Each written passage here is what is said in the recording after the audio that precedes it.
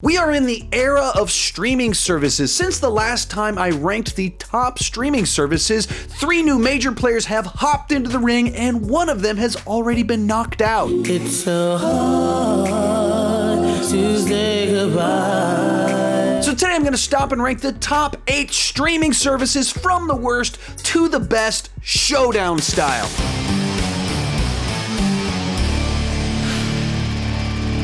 Hi, my name is Sean and I love to talk about movies way too much. With that in mind, go ahead and join me down below in the comments section. Share your ranking of the top streaming services and you can throw any additional streaming services into your ranking that you would like. For this video, we are ranking them showdown style. What that means is we're going to take these 8 streaming services and we're going to rank them in 4 different rounds. Round number 1, how good are the originals on the service? Round number 2, how good is the archive or backlog for the service? Round number 3, how easy is it to use? And round 4, how often do we use the service at my house? After each round, we will tally the score. Whatever rank the streaming service gets on a given round is the number of points it will receive for that round. The streaming service with the fewest points at the end wins. To state the obvious, these rankings are based off my personal experiences with my family in this household with the equipment that I have. I'm married, I have 3 kids under the age of 10.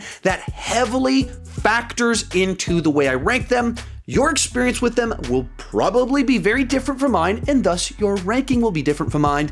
And let's get started. Round number 1, we are looking at how good are the originals and kind of the exclusive access of each of these streaming services. Coming in last place for me is going to be Peacock. While it does have some original content, they're simply not very exciting. They've got a rendition of A Brave New World. They put out Curious George 5. They have Psych 2, the adaptation of a cable TV show from 10 years ago. They're working on a Saved by the Bell revival. No way!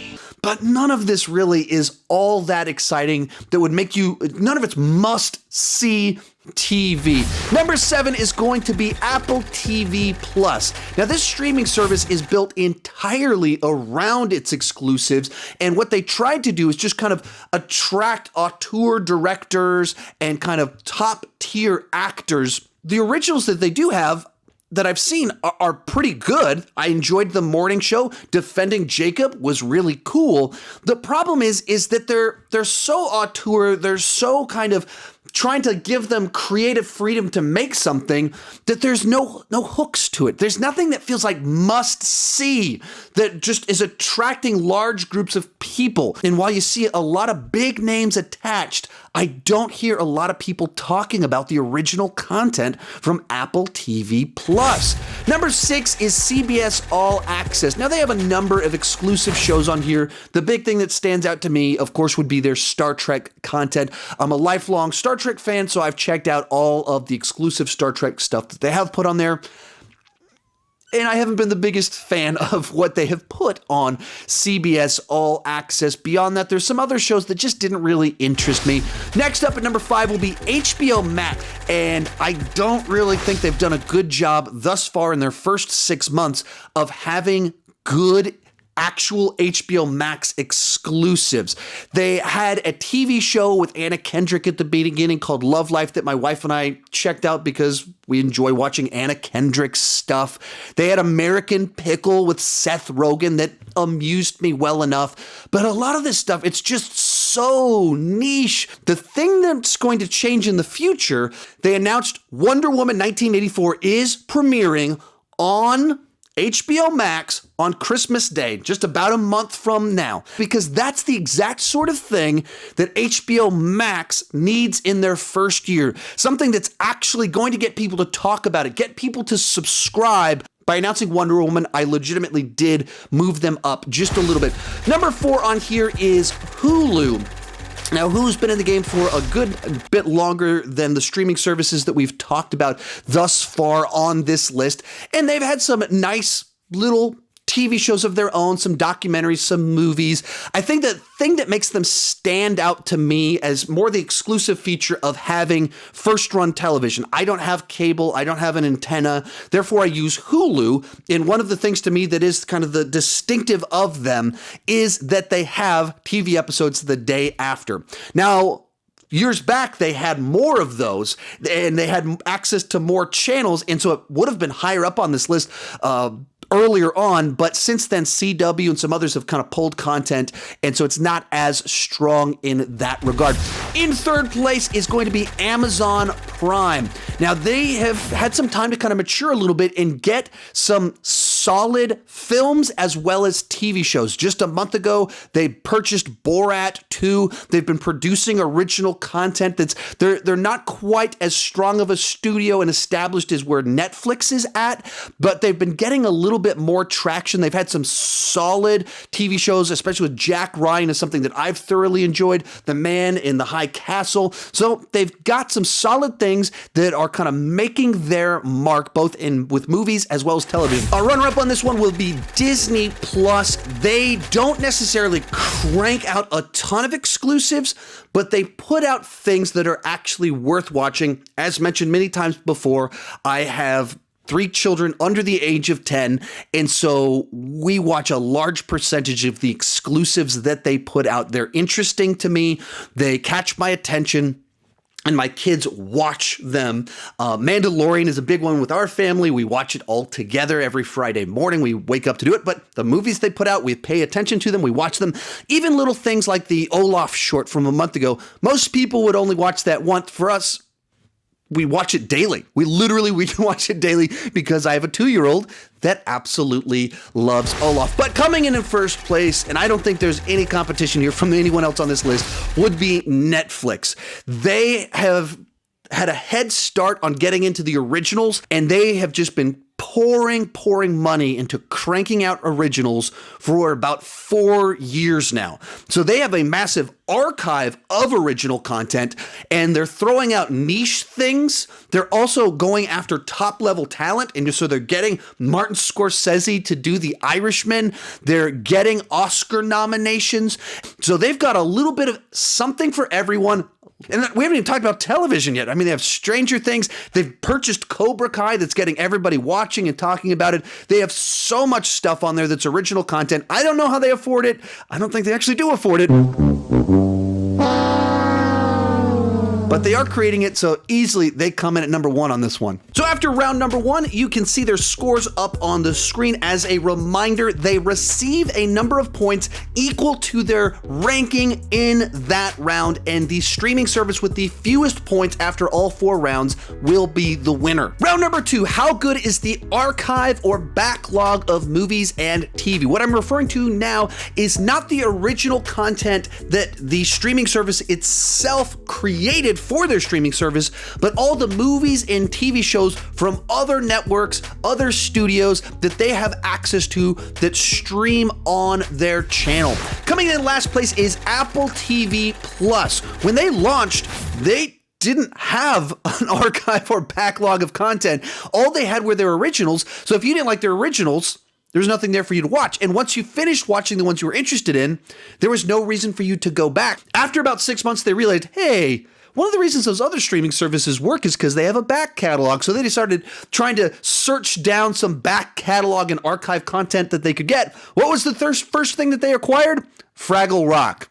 Hey, I grew up on Fraggle Rock, but of all the things to attract people, draw them in, keep them on your streaming service for a long time, Fraggle Rock in and of itself is probably not good enough to keep people. Number 7 is going to be CBS All Access. Now, when they announced that they were doing CBS All Access, it sounded to me like a really bad idea because CBS is not big enough brand to sustain a streaming service in and of itself. So you have a streaming service that gives you a few movies. They've got some movies on there. And then you have the channel CBS's archive content, but I'm not a big fan of CBS. I don't really like a lot of the shows on there, so there's not much that I tune into. And the part where it gets goofy is that they are known as CBS, they are known for being the Star Trek streaming service. That was their exclusive to get people to sign up with Star Trek. You can watch Star Trek on Netflix. You can watch Star Trek on Amazon Prime. Star Trek isn't on all these other streaming services. So even the thing they are known for isn't exclusive to them. It's elsewhere. So I don't really even check out their archive too much. Next up will be Peacock. This is another one where a network decided to launch, and I didn't think they'd have enough content, and I still don't think they have enough content. Now, I think they have a better selection of movies through their studio connections. So you get on there, you got some Fast and the Furious, you got Bourne Identity, some actual things I'm interested in. But when it comes to, like me, I watch a ton of movies from all kinds of genres to do what I do with my YouTube channel. And in the months of me having downloaded Peacock, I have never gone to Peacock to watch one of the movies I need to watch. There's just not stuff that there's an urgency to watch. Fifth place is going to be Hulu. This is another one, has a lot of stuff on there. Every time I kind of stream through it, scroll through it, I see a lot of solid stuff that I enjoy. But once again, when it comes to all these movies I need to watch, I'm not going to Hulu nearly as much as I'm going to the top 4 to watch these things. There's a bunch of stuff. There's just not ones that have nearly as much urgency for me. It's just interesting things that are on there, and a lot of it cycles out pretty quickly.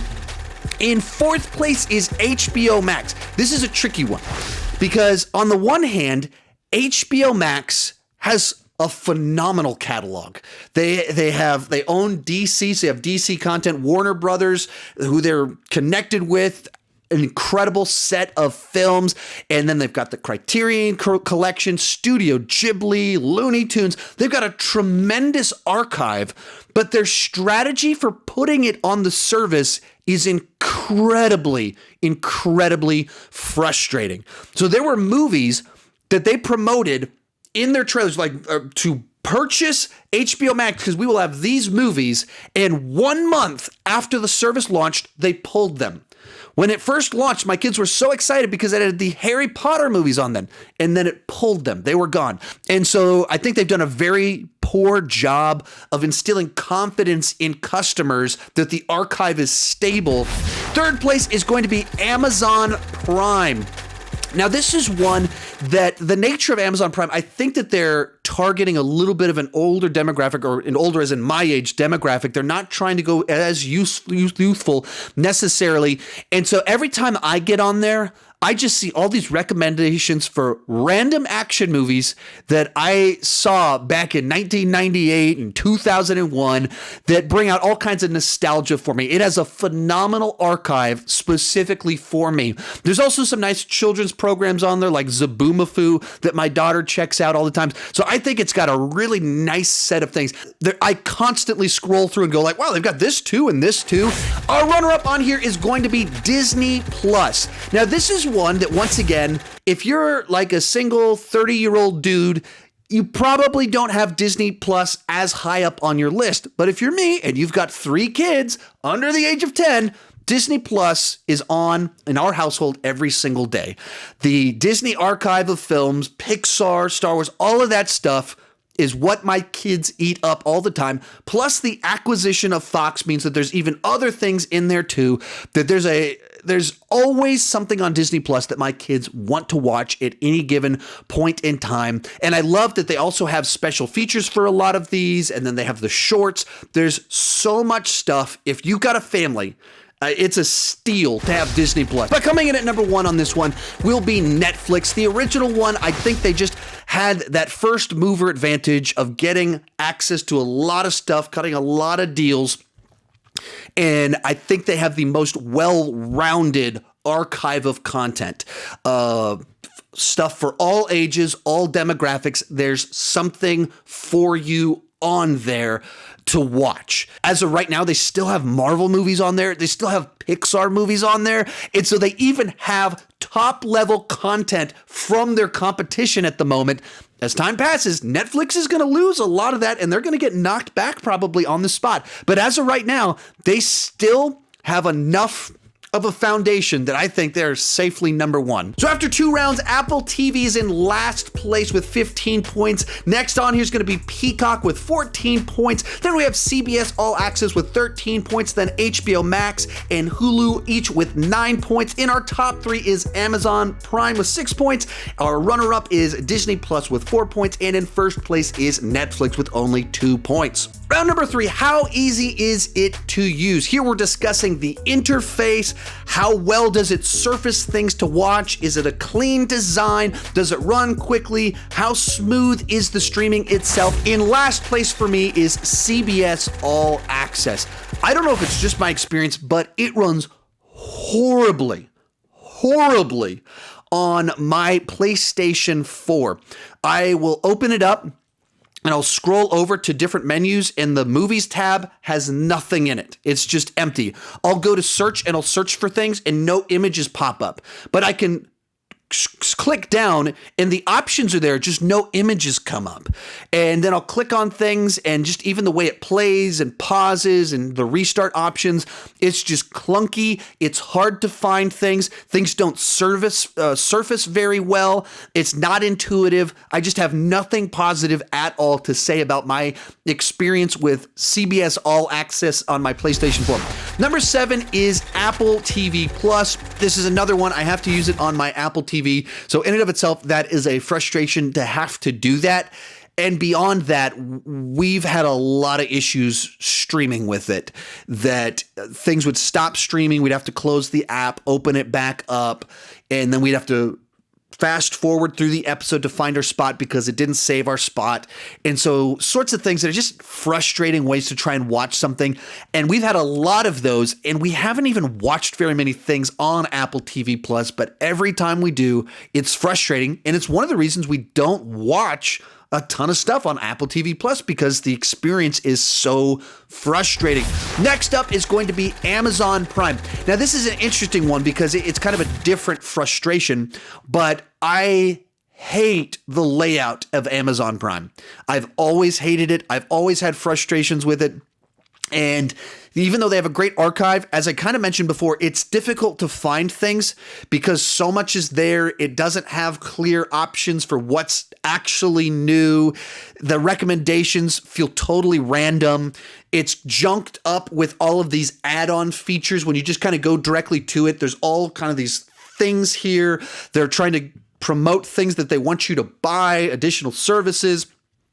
It's not entirely clear what's just free and what you have to pay for. So my kids will be scrolling through looking for their TV shows. On multiple occasions, they have accidentally purchased episodes of TV shows, not because they were doing anything wrong, but because other episodes of that show were free. So they just clicked on what they thought was the next episode and they purchased something. And even like the way TV shows are done, in the way that they break up seasons and they organize it, because they'll have like certain seasons but not others.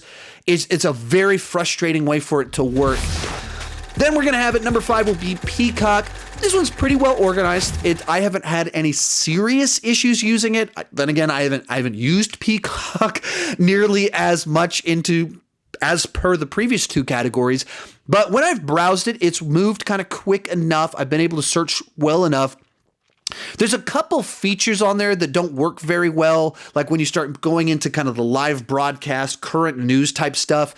They're trying to kind of have some new way to visualize and use streaming apps, I think, and it just runs really slow on my PlayStation 4. It doesn't look right. So there's a few frustrations there, but in general, clean enough, quick enough, and accessible enough. In 4th place will be Disney Plus. Now, this one is organized really nicely. The search feature will find what you're looking for. The new original content that they put on there, it shows up, and because they're not cycling content quite as much, you don't have the frustration of things kind of wondering what's new on the platform, because it's just kind of their originals showing up. What makes this one kind of get held back a little bit is that the streaming for it is not very good. I don't know if it's because they just want everything to stream at the highest quality or what, but we have a lot of issues with, if my internet slows down, instead of the bitrate dropping or the resolution dropping, instead of doing that, it starts like getting choppy in the way that it plays, or the image will stay still and the audio will keep going and then it rewinds. Just the way they've tried to fix the problem and the fact that the internet is unstable hasn't been very good. In third place is HBO Max. I think this one has a really nice, clean design. It very clearly lets you know what is new to HBO Max, what is leaving this month. If you go through the browse features, they have tabs for each of their big, gigantic jumbo archives that they have right there kind of in there. You can click on DC, head on over to it, Studio Ghibli, see all the stuff that they have. So it's organized really, really well. My experience has been that it's also a very slow app. Maybe that's because it's so slick. Maybe that's because it has really nice coloring to it and everything like that, but it runs sluggish, and that's frustrating nicely. Runner up on this one is going to be Hulu. It's another one that's kind of been in the game for a while. They've had a bunch of different layouts for their main page. All of them look really pretty. Probably has the best looking interface, and they've been through this enough to come up with multiple different features to kind of surface new things that are on there, new TV shows that are available. And I feel like this one, for how good it looks, runs a lot faster than HBO and Disney Plus for me. Just, I can open it up, scroll through things, go through the tabs, and it just moves very quickly, where HBO Max, I just always feel like it's dragging a little bit on my system. But coming in first place, once again, is going to be Netflix, the one that's been around the longest. It's also the one that I think has refined what they're doing the most, and therefore they just have an interface that moves quickly, and they have a lot of features built in, an algorithm with a lot of data, a lot of research to help surface new stuff, let you know what's new and exciting. And I think they continue to improve upon finding ways to let you know what's trending today. What is everyone watching today? What is popular right now? They've added new features to make it much easier to discover what is coming next week, what is launched this week. So it's the one that I think is the most refined, moves the quickest. It's not as pretty as Hulu or HBO Max, I don't think, but it's the one that works the best. After 3 rounds, Apple TV Plus is in last place. Then we have CBS All Access, then Peacock. Those 3 are pretty close. Then we have HBO Max in 5th place. 4th place is Amazon Prime, and then we have Hulu. Those 3 are all very close to each other. Then in 2nd place is Disney Plus, and 1st place by a good bit is Netflix. And our final round, how often do I use it? In some ways, this is the most important round, because at the end of the day, what matters most is, what do I actually use? What app do I open to go and watch things? Coming in last place is Peacock. This is one that I virtually never use. Whenever it launched, I downloaded it almost immediately because I wanted to check it out. I wanted to see if there was something for me to talk about, if there's some originals that I was interested in. I browsed through it and I went, oh, cool, there's some neat stuff on here. And then there was just never really a context to come back. And so I check it out about once a month to see what's kind of going on. I checked it out for the purpose of this video, but this is simply not an app that has content on it that I watch. Number 7 is going to be Apple TV Plus. This is a frustrating one because they do have some solid TV shows on there. They have recruited some solid talent to put this programming out, but there's just not enough on there to keep me on their app. I mean, I downloaded it as soon as they launched because I wanted to check it out to see what they were doing. I enjoyed the morning show, watched a few episodes of kind of the other shows that launched at the beginning. And once I finished the morning show, we literally didn't open the app for months, maybe until Defending Jacob came out. And I watched through that and I thought it was really good and I enjoyed it because they simply don't have enough content on there, that archive, that backlog to keep me on their platform. Number 6 on here is going to be CBS All Access. Now, this is when I do regularly check out some things on there because I am a big Star Trek fan and they are putting out so many new Star Trek shows.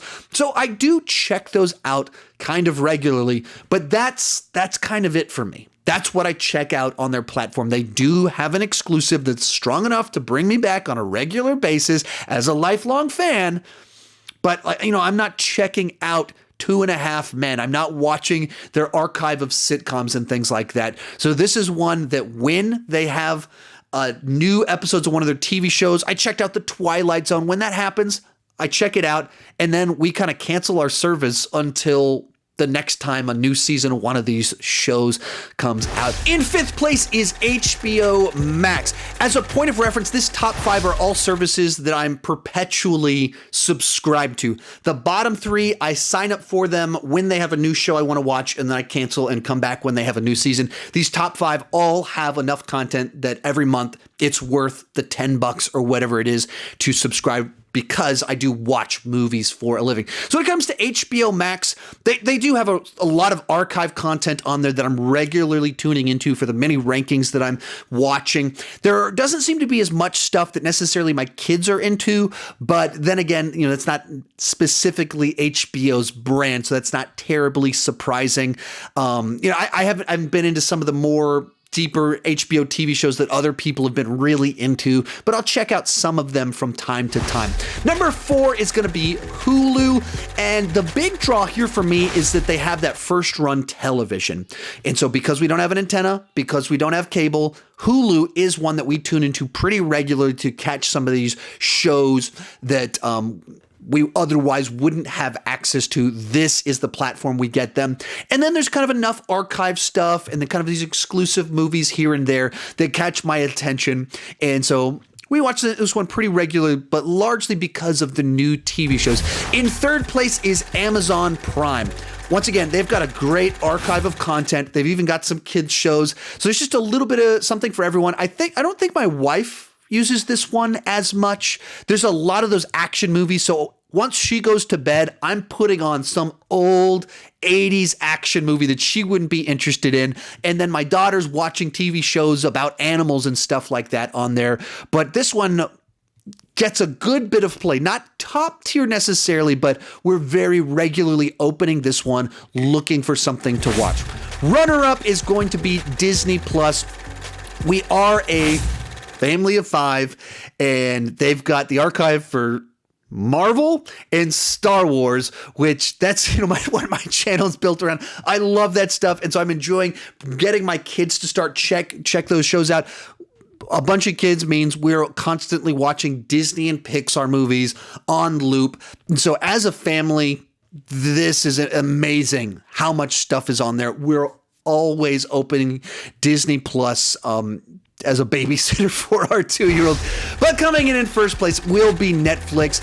Much along what I said before, because of the previous rounds, this is the one with the most well-rounded set of content. They have the most exclusives that you want to have to go check out that are starting conversations amongst people. They have a well-rounded archive to where they have a bunch of shows for my kids. They've got a bunch of shows for me. They've got these binge shows that The Office that my wife and I have been watching on loop for over 10 years now. It's all on there. So we open up Netflix every single day. All our family members have stuff on there that we want to watch. And so that's the one that for us gets the most use. But Disney Plus, also a strong competitor to Netflix these days because we are a family with 3 kids under the age of 10. As I've told you many times. So after 4 rounds, here's what we've got. In last place is Apple TV Plus with 29 points. Tied for 6th place is CBS All Access and Peacock with 27 points. In 5th place is HBO Max with 17 points. Tied for 3rd place is Hulu and Amazon Prime with 15 points. Our runner-up is Disney Plus with 10 points. And in 1st place, dominating every round, at least for my household, was Netflix with only 4 points. To give some final thoughts, this feels about right for me based off my experience with these services. The bottom 3, I think, were ill-conceived from the beginning. Apple TV Plus just felt like a bad idea to me. It felt like Apple stepping into something that is not their strong suit, where they don't have the assets to really make it work. And then with CBS All Access and Peacock, it just felt like studios trying to jump at that money and not stopping to think, can we really compete? Does it really serve the customer to compete in this manner? And they didn't think about that. And therefore, they created a product that I think waters down the market. And I think it makes the experience for us as users really frustrating that services like that exist. Then when you got HBO Max, Hulu, and Amazon Prime, those three are kind of equal to me. In my mind, each of them have a couple things that are just frustrating about the way that they work.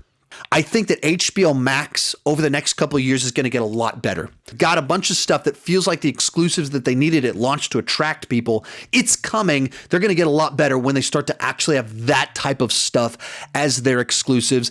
And then with Disney Plus, it's a little bit more niche. It's for families, and I'm a family, so it's a solid one for me. And then Netflix is the one that's been around the longest. It's the most established, and therefore it just has the most stuff in place, the best infrastructure. So this list makes sense to me based off my experience. Let me know your experience, your thoughts down below in the comment section. Share your ranking of the services, and where are you different and why? What kind of makes that different experience for you? I'd love to hear your thoughts on it. You can check out more of my content right over there. Thank you so much for watching, and keep talking movies too much.